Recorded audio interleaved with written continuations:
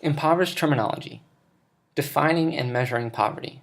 A closer look at the definition and measurement that goes into characterizing poverty and capability deficiency. By Thomas Caldwell and Michael Sullivan.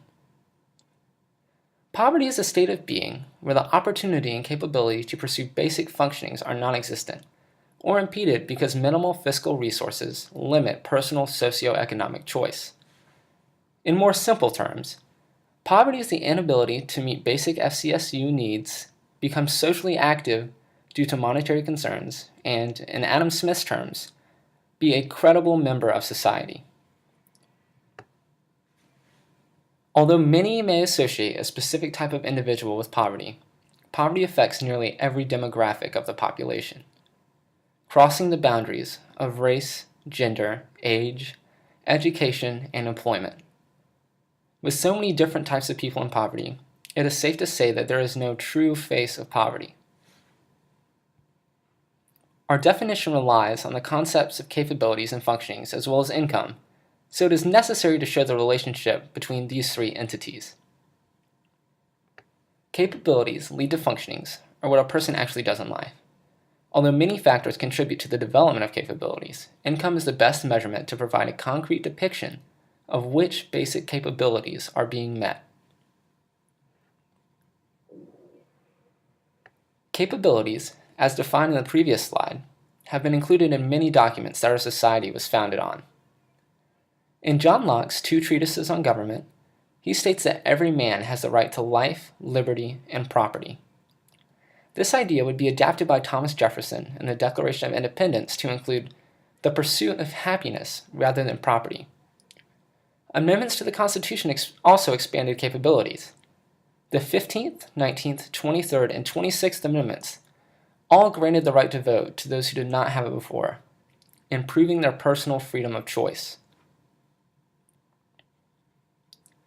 The income inadequacy that being in poverty implies can lead to many reductions in personal choice from an economic standpoint. These limitations have far-reaching effects, such as the inability to find different employment options to improve one's financial standard of living. Currently, the official poverty measure, or OPM, relies solely on pre-tax gross income. It does make some adjustment for legal family size, but is lacking information regarding the depth of poverty or how far someone is below or above the line. There are many problems with the current measure. The OPM does not account for many important sources of income. Many expenses that are considered non-discretionary, such as medical out-of-pocket expenses, are not removed from a family's gross income. The Supplemental Poverty Measure, or SPM, accounts for more factors than the OPM, addressing many of its problems.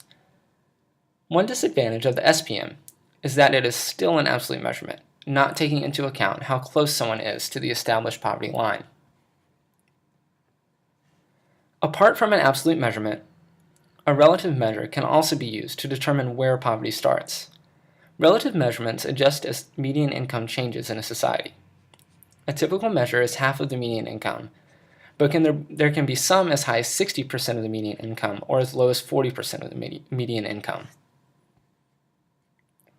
A possible answer to the questions related to how we should measure poverty could be a mixture of many different approaches. Finding the SPM and half of the median income and then taking the mean of the two would provide a measurement that takes into account a relative aspect, but is also based on statistics and numerical data.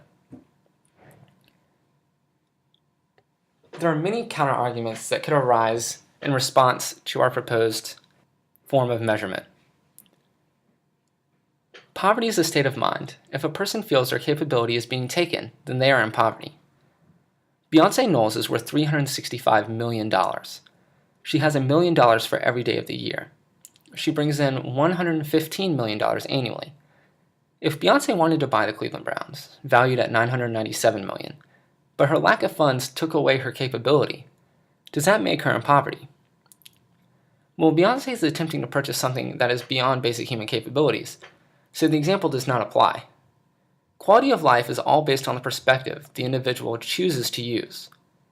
Beyonce may think she is poor, and in terms of having the capability to achieve a goal she thinks is integral, to live a standard of life she deems acceptable, She has that mindset. But the definition of poverty put forth in this presentation would disagree with her. Poverty is, to at least a certain extent, an economic lacking based on what it takes to live a minimal life, and Beyonce does not qualify for that strata. Income doesn't show the whole picture. Even with traceable move and transportation costs factored in, there's no way to be able to tell each household's individual needs in terms of poverty.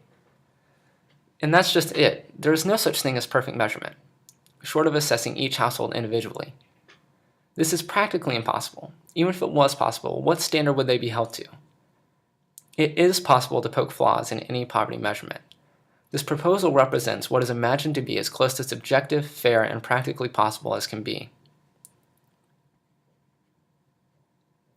Prejudices and social injustice may cause some individuals to be impoverished. Lacking a loving and encouraging home may also cause poverty to be a part of someone's life. However important these aspects are in the development of poverty, it is impossible to place a price tag on certain challenges in life. In the same way that a pound of feathers cannot be compared against a kilometer of twine, obstacles that restrict freedom of choice cannot be given a monetary value. With this in mind, we must focus on what can be given value in an economic sense, in order to satisfy the economic nature of poverty.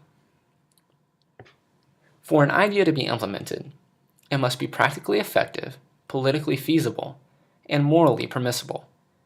The hybrid idea proposed meets the practically effective and morally permissible standards of the triangle, but the challenge lies in getting politicians on board. With the numerical data to back up the new poverty measurement being proposed, this idea stands a better chance to be accepted than one based merely on how lacking capabilities might have translated into financial deprivation. Our definition of poverty is merely a classification based on economic constraints that lead to an individual being incapable to meet their basic needs. Those who are poor in other aspects of life, whether it is emotionally, socially, or constantly experiencing injustice, they too should be helped, but outside of the umbrella of poverty.